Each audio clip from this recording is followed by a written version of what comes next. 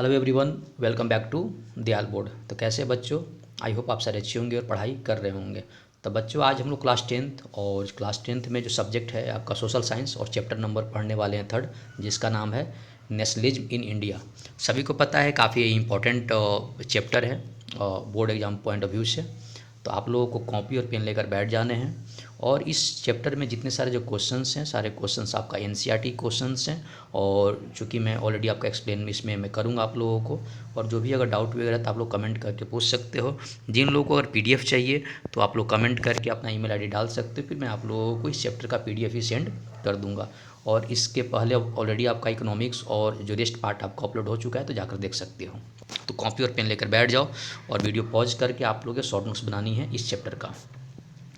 तो सबसे पहले क्वेश्चन नंबर 1 है, एक्सप्लेन करना है इसमें why growth of nationalism in the colonies is linked to आपका एंटी कॉलोनियल आपका मूवमेंट। इसका मतलब क्या है कि जो राष्ट्र भावना की जो आपका विकास थी, ग्रोथ था कॉलोनी में, वो आपका एक दूसरे से आपका लिंक्ड था किस रूप में, आपका एंटी कॉलोनियल मूवमेंट के रूप में। तो इसको एक्सप्लेन करना है।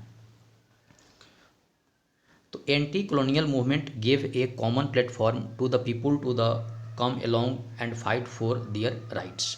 इसका मतलब क्या हुआ कि जब एंटी कॉलोनियल रूल अपने भारत में उस समय आपका मूवमेंट जब पकड़ा, तो उस केस में क्या हुआ कि लोगों अपने जो अधिकार के प्रति आपका वो फाइट करना शुरू कर दिए। फाइट करने का मतलब क्या, लोग जोड़ना और अपने जो उनके जो राइट वगैरह थे उनके लिए आंदोलन करना शुरू कर दिए। In several colonies including India to growth of modern nationalism is intimately connected to the anti colonial movement. और उस दौरान जो आपका राष्ट्रवाद की जो भावना थी वो आपका एंटी कॉलोनियल मूवमेंट के रूप में आपका एक जन्म लिया। In the process of their struggle with colonialism people began discovering their unity.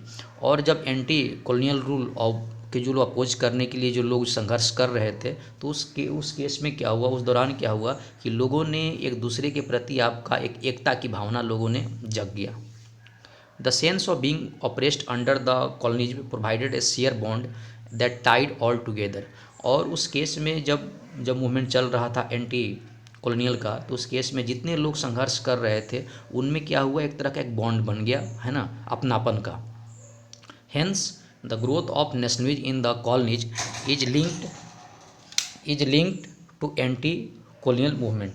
और जिसके वजह से क्या हुआ कि लोगों का जो लिंक था वो आपका एंटी कॉलोनियल रूल में आपका कन्वर्ट हो चुका। यानी देखो, अगर मैं इस क्वेश्चन को अगर इनमें अगर शॉर्ट में अगर आप लोगों को बताऊं, तो इस केस में क्या हुआ कि जब लोगों ने विरोध करना शुरू कर दिया, तो स्टार्टिंग में क्या था कि लोग अपने अपने कॉलोनियल जो रूल वगैरह था उसके अपोज कर रहे थे। तो धीरे धीरे क्या हुआ कि इनकी आपका धीरे धीरे आपका भावना जगा, लोग जो संघर्ष कर रहे थे आपस में जुड़े और एकता की भावना जग गई और अपने हक के अधिकार के लिए आपका फाइट करना शुरू कर दिया। नेक्स्ट क्वेश्चन, इसको भी एक्सप्लेन करना है। How the first world war help the in growth of the national movement in India. इसका मतलब क्या हुआ कि प्रथम विश्व युद्ध के बाद है ना, भारत के जो राष्ट्रीय जो मूवमेंट था है ना, उसमें एक कैसे आप लोगों को इकट्ठा हो गए या कैसे इसको हेल्प किया राष्ट्रवाद की भावना जगाने के लिए। तो इसका जो आंसर है, द फर्स्ट वर्ल्ड वार जो हुआ था आपका 1914 से लेकर 18 तक, पुश्ड ब्रिटेन इनटू ए आपका ब्रूटल डिस्ट्रक्टिव वार। इसका मतलब ये हुआ कि जब आपका 1914 में जब वर्ल्ड वार हुआ था, तो उस वर्ल्ड वार के बाद क्या हुआ कि ब्रिटेन को है ना एक आपका एक विनाशकारी वार के में विनाशकारी युद्ध में क्या कर दिया, झोंक दिया गया। To maintain the war effort, मतलब उस युद्ध को मेंटेन करने के लिए Britain needed a huge supplies of commodities and आपका मैन पावर। तो उस युद्ध को लड़ाई लड़ने के लिए, यानी प्रथम विश्व युद्ध को लड़ने के लिए ब्रिटेन को बहुत सारी सामग्री और है ना लोगों की ज़रूरत थी। Being the biggest and most populous colony of Britain, जैसा कि सबको पता है कि ब्रिटेन के पास जो इंडिया जो कॉलोनी थी काफ़ी आपका सघन था। सघन का मतलब क्या था, यहाँ काफ़ी लोग थे, यहाँ की आबादी बहुत ज़्यादा थी, समझे बात को, और बड़ा भी था। India got drawn into connected as a major source of men and material supply to the war. तो उस केस में क्या हुआ, प्रथम जो वर्ल्ड वार जो हुआ था, तो ब्रिटेन के लिए भारत में है ना जो भारत था वो मेन आपका लोग सप्लाई के लिए लोग यहाँ ज़्यादा मिल गए और यहाँ से भी क्या ज़्यादा आपका सोर्स बन गया आपका चीज़ें मिलने का। The massive mobilisation of the resources from India unsettled to आपका इम्प्रोविस्ड कंट्री और इस केस में क्या हुआ कि भारत से कई रिसोर्स वगैरह भारत से यहाँ से लिए गए फर्स्ट वर्ल्ड वार जो हुआ था। इसके बाद जो next question effects of first world war on India, कहता है कि जब आपका प्रथम विश्व युद्ध हुआ तो उस केस में प्रथम विश्व युद्ध के बाद भारत पर उसका असर क्या हुआ, तो इसको पॉइंट वाइज में एक्सप्लेन करना हो। It created a new economics and political situations, इसके बाद क्या हुआ कि प्रथम विश्व युद्ध के बाद नई आर्थिक और आपका राजनीतिक जो यहाँ पे सिचुएशंस वगैरह बन गई। सेकेंड है इंक्रीज इन डिफेंस एक्सपेंडिचर, यानी कहने का मतलब क्या हुआ कि डिफेंस मतलब सेना वगैरह में क्या है इसके आपका खर्च बढ़ गया। It created a new economic and political situation by leading a huge expenditure in defence which were to be financed by increasing taxes, और जिसको उस वाले एक्सपेंड को है ना डिफेंस एक्सपेंडिचर को आपका कवर करने के लिए रिकवर करने के लिए आपका टैक्स को बढ़ाया गया। रेजिंग कस्टम ड्यूटी बढ़ाया गया एंड इंट्रोड्यूसिंग आपका इनकम टैक्स, और उसी दरमियान क्या इंट्रोड्यूस किया गया आपको इनकम टैक्स, मतलब आपका जो इनकम होगा उसके अकॉर्डिंग आप लोगों को सरकार को टैक्स देना पड़ेगा। थर्ड क्या हुआ प्राइस हाइक, मतलब जो कीमतें थी उसको बढ़ाया गया मतलब बढ़ गया।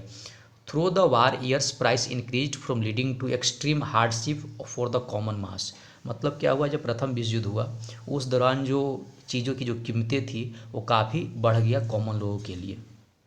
फोर्थ पॉइंट है villages were called upon bye supply of soldiers, इस केस में क्या हुआ कि जो गांव में जो लोग रह रहे थे उनको सोल्जर बनने के लिए या सोल्जर के लिए फोर्स किया गया बुलाया गया। फोर्स रिक्रूटमेंट ऑफ सोल्जर्स ब्रेड रेस्टमेंट्स और इन द विलेज कॉज आपका वाइड स्प्रेड एंगर, उस केस में क्या हुआ कि लोगों को गांव से पकड़कर उनको सैनिक बनाया गया, जिसके वजह से क्या हुआ गांव के लोगों में बहुत क्या था गुस्सा था। फिफ्थ नंबर क्या है शॉर्टेज ऑफ फूड, मतलब जो खाने की चीज़ थी वो काफ़ी कम हो गई। The shortage of food and spread of influenza epidemic due to failure of crops in several parts of India in आपका 1918 to 19 एंड आपका 1920 to 21 made the life of common people miserable and led to wide spread hardship. उसके बाद point number जो 6 है Muslims were disenchanted with the treatment meted out to the Ottoman empire to the imperial powers, this led आपका ground swell of the support of non cooperation. ठीक है। Point number 7 में the business class reacted against policies and restricted their business, उस case में क्या हुआ था कि जो बिजनेस के जो लोग थे जो व्यापारी लोग थे उन्होंने आपका इस पॉलिसी का क्या किया विरोध किया, समझे बात को, और उसने अपना जो बिजनेस था जो उनका व्यापार वगैरह था वो काफ़ी आपका फिक्स्ड कर दिया गया।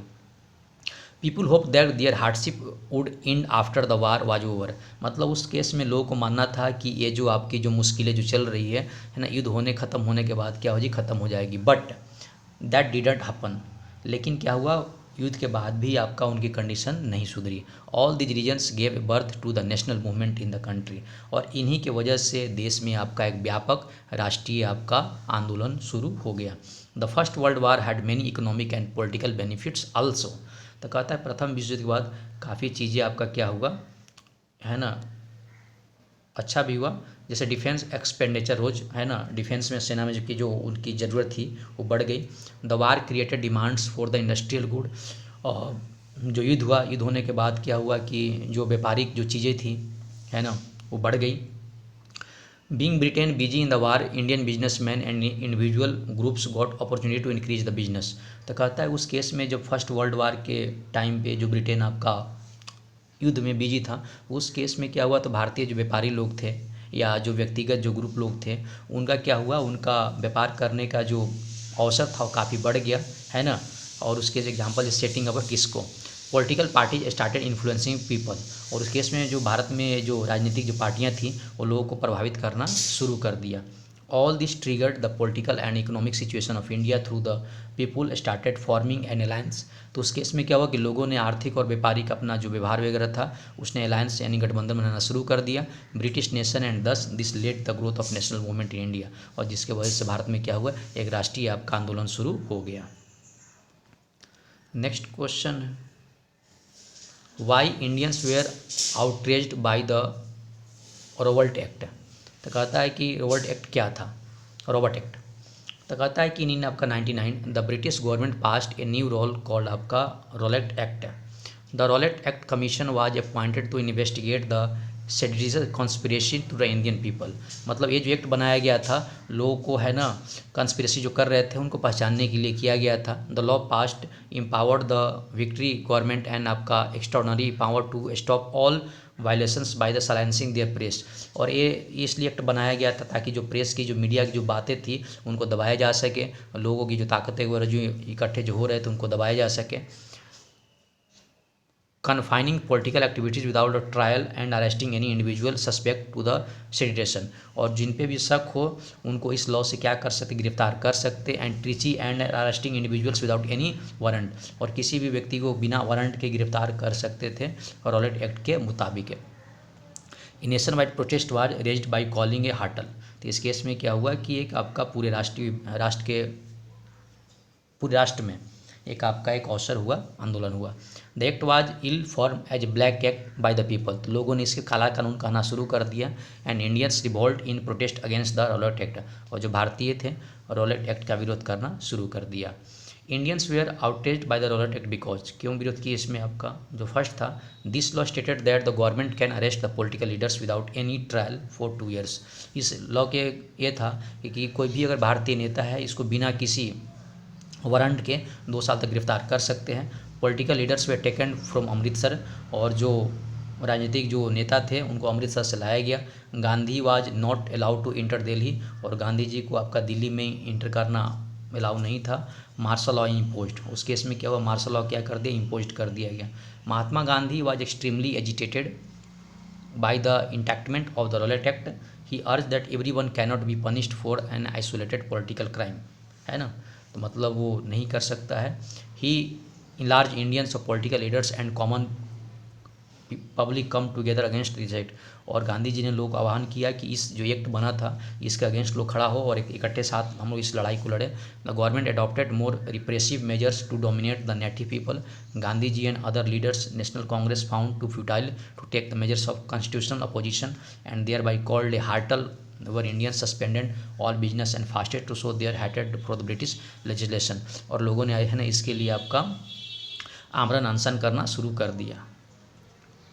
इसके बाद नेक्स्ट क्वेश्चन है, why Gandhi ji decided to withdraw non cooperation movement. यानी आपका असहयोग जो आंदोलन था उन्होंने गांधी जी ने उससे आपका विड्रॉ क्यों कर लिया, मतलब मना क्यों कर दिया।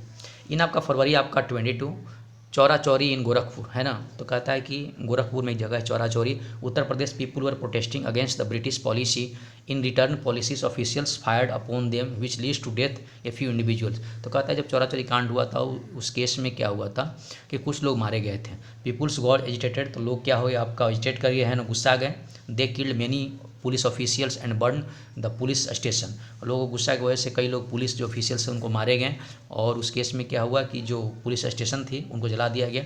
Gandhi was against this kind of violence, so hearing this incident he called off the non cooperation movement. तो गांधी जी क्या थे, इसके खिलाफ थे और जिसकी वजह से क्या हुआ उनको जो असहयोग जो आंदोलन था उससे पीछे मुड़ना पड़ा। He felt that the movement was turning violent in many places which he never approved. और देखिए कि ये जो वायलेंट थी, जो हिंसा थी, कई जगह हो रहा था जिसको वह सपोर्ट नहीं किए। In any circumstances and satyagraha needed to properly trained before they would be ready to mass struggle. वो चाहते थे कि कई, है ना, कई लोग इसमें, है ना, लाखों लोग इस संघर्ष में जुड़े। ही thought the masses have still not understood this idea of Satyagraha and दस कंटिन्यू द मूवमेंट। तो ये इनको बताया गया, तो इसको आप लोग प्रॉपर आप लोग नोट्स कर लोगे। What do you mean by idea of satyagraha. तो कहता है कि सत्याग्रह से आप क्या समझते हो। Satyagraha is drive from a Sanskrit word satya and agraha. कहता है जो सत्याग्रह जो वर्ड है ये संस्कृत में शब्द आपका सत्य और आग्रह से लिया गया है, which means the path followed by the truth. इसका मतलब ये हुआ कि सत्याग्रह का मतलब ये जो रास्ता जो सच्चाई पर क्या है आपका आधारित हो, है ना, या जिसको सच मानकर उसको रास्ते को क्या करें, अनुयायी करें। Gandhi ji believe that if the cause was truth and the fight is against injustice then there is no need of a physical force. कहा गया कि अगर मान लो कि आपका सच्चे पाथ के लिए, सच्चाई के लिए लड़ाई लड़ रहे हो तो इसके लिए कोई भी अहिंसा करने की ज़रूरत नहीं है। And Satyagraha can win the fight with the help of truth and non violence. और सत्याग्रह की वजह से ही आप, है ना, बिना लड़े ही आप इस लड़ाई को जीत सकते हो। So the idea of satyagraha was based on the truth and peace. He started the movements in January आपका 1915 to split the idea of satyagraha like civil disobedience and non cooperation. He help peasants farmers, उन्होंने है ना, peasants मतलब किसान को, plantation workers retain their liberty to reduce taxes to get freedom. तो ये आपको नॉन कोऑपरेशन जो सत्याग्रह से जो फ़ायदे थे ये आपको इसमें एक्सप्लेन किया गया है। इसको आप लोगों को पॉज करके नोट कर लेना है, ठीक है। इसके बाद जो नेक्स्ट है, राइट ए न्यूज़पेपर रिपोर्ट, आप लोग लिखना है जालियांवाला बाग मास्केयर मतलब हत्याकांड जो हुआ था उसके बारे में लिखना है। तो 14 अप्रैल आपका अमृतसर में, today I visited the Jallianwala Bagh here, है ना, yesterday this place had witnessed the ghastly scenes which exposed cruelty of the colonial movement in India। और जालियांवाला बाग ये दर्शाता है कि जब भारत में जो ब्रिटेन का जो रूल था तो किस तरह से यहाँ पे लोगों को बर्बरतापूर्ण, है ना, मारा गया। A public meeting was announced here in आपका 13 अप्रैल आपका 1919 to listen their leaders who were gathered to show their protest against the repressive law. तो उस केस में क्या हुआ था, जालियांवाला बाग में क्या हुआ, तो वहाँ लोगों को इकट्ठा किया गया था, है ना, लोग जो वहाँ जो नेता थे इकट्ठा किए थे और उनको बताने के लिए इसलिए इकट्ठा किए थे कि जो ब्रिटिश लॉ है किस तरह से लोग हम लोग को शासन कर रहा है, ठीक है, और अपनी आवाज़ को हम लोग को दबाया जा रहा है। सडनली ए जनरल डायर, तो उस केस में क्या हुआ, एक जनरल डायर आया, came with armed troops and closed only exit and order to stop the fire in the crowd। उस केस में क्या हुआ कि वो जो था वहाँ पर गेट बंद कर दिया गया और जो अपने सेना के साथ आया था जनरल डायर और लोगों को वहाँ जो सेना को ट्रूप को आज़ादी दी कि गोली चला सके। He purpose doing this were produce a model effort and to create a feeling in the terror in the mind of satyagraha. Hundreds of innocent peoples were killed. तो इसमें क्या हुआ कि हज़ारों, 100 लोग, 1000 लोग मारे गए। This agitated Indian minds resulting strikes, जिससे क्या हुआ कि इसका जो व्यापक जो असर था भारतीय पे काफ़ी पड़ा। क्लैशेस विद द पुलिस, लोग से लड़ाई लड़ी गई। Attacks on the government buildings, है ना, सरकारी जो बिल्डिंग वगैरह थे उन पे आपका आक्रमण किया गया, है ना। And convert Mahatma Gandhi into आपका नॉन कोऑपरेटर। उसके बाद आपका नेक्स्ट है इसमें कि राइट है आपका न्यूज रिपोर्टर रिपोर्ट्स ऑन आपका द साइमन कमीशन। तो साइमन कमीशन पे रिपोर्ट लिखना है आपका 14 फरवरी आपका 1928 बंगाल में। The Indian historic commission A group of 7 British member, ये जो कमीशन बना था ये 7 आपका ब्रिटिश लोगों का था। Parliament of United Kingdom under the chairmanship of sir John Simon arrested by आपका Clement Attlee arrived in Britain occupied India in आपका 1921 टू आपका study constitutional reform British most important colonial. तो ये आपको आप लोगों को पॉज करके आपको नोट डाउन करना है कि क्या किया गया, ठीक है। इसके बाद जो नेक्स्ट क्वेश्चन है, compare the image of Bharat Mata in this with the image of the Germania. समझे बात को, तो इसमें दोनों कंपेयर करना है कि भारत माता और जर्मेनिया में क्या डिफरेंस है। The image of Bharat Mata was the symbol of Indian nation. तो कहता है कि भारत माता का जो सिंबल है वो आपका भारतीय आपका से भारत से है। The image of Germania was the symbol of German nation, ठीक है। The image of Bharat Mata was painted by Rabindranath Tagore in आपका 1905 में किया गया था। The image was Germania was painted by the Philip Veit in आपका 1848। पोर्ट्रेट वाज बाय का aesthetic figure, she is calm, composed, divine and spiritual. Germania has shown a brave and a courageous lady who is protecting her nation. A motherly figure dispensing learning, food and clothing. The garland is one emphasis their aesthetic quality। तो ये आपका दोनों में difference बताना है आप लोगों को, जो पॉज करके आप लोग नोट्स बना सकते हो, ओके। इसके बाद जो एक क्वेश्चन है, list the different social groups who join the non cooperation movement. इसमें क्या है कि जो ग्रुप जो ज्वाइन किया था उसके बारे में आप लोगों को लिखना है। इसमें जो ग्रुप ज्वाइन किया था इसमें मिडिल क्लास पीपल, इसमें टीचर्स थे, स्टूडेंट्स से छात्र थे, merchants and traders and lawyers थे। इसके बाद कंट्री साइड पीजेंट्स थे, ट्राइबल पीजेंट्स थे, प्लांटेशन वर्कर्स इन असम थे, नाइयन आपका धोबी थे। और मिडिल क्लास के बारे में लिखना इसमें है, ठीक है, मध्यवर्गीय। उसके बाद मर्चेंट ट्रेडर्स, लॉयर्स भी पार्टिसिपेट किए थे, कंट्री साइड जो पीजेंट्स भी किए थे, ट्राइबल पीजेंट्स भी किए थे, है ना। तो ये सब मूवमेंट में भाग लिए थे। जो आप लोगों को इसको पॉज करके आप लोगों को, जो मैं आराम से यहाँ से कर रहा हूँ धीरे धीरे, आप लोगों को इसको पॉज करना है। पॉज करके आप लोगों को नोट डाउन कर लेना है। नोट डाउन करते ही आप लोगों को कंप्लीट एक नोट्स बन जाएगा इस चैप्टर का। नेक्स्ट क्वेश्चन नंबर 2 है, discuss the salt march to make आपका clear why it was effective symbol of resistance against आपका कॉलोनिज्म। तो कहता है कि जब नमक बनाने का जो काम दौर हुआ था, जो महात्मा गांधी जी ने किया था, तो ये आपका किस तरह से भारत में जो विदेशी जो ब्रिटेन का जो रूल था उसके अगेंस्ट था, ठीक है। तो ये क्वेश्चन आप लोग पहुँच करके आप लोगों को नोट्स, शॉर्ट नोट्स एक बनाने हैं आप लोगों को, और ये पॉइंट वाइज आप लोग बनाने हैं। जब भी अगर आप लोग सोशल साइंस अगर लिख रहे हो पेपर, तो आप लोग पॉइंट वाइज लिखो। उससे क्या होता है कि जो कॉपी लोग चेक करते हैं उनको लगता है कि आपने इस क्वेश्चन से रिलेटेड इतने पॉइंट कवर किए हैं। इससे क्या होता है, वो मार्क्स उन कटने के बहुत कम चांसेस रहते हैं। तो जब भी अगर आप लिखा करो तो पॉइंट वाइज लिखा करो। नेक्स्ट क्वेश्चन है आप लोगों को क्वेश्चन नंबर 3, ये भी क्वेश्चन आप लोगों को बताया जा चुका है। क्वेश्चन नंबर 4 है, why did political leaders differ sharply over the question of separate electrodes.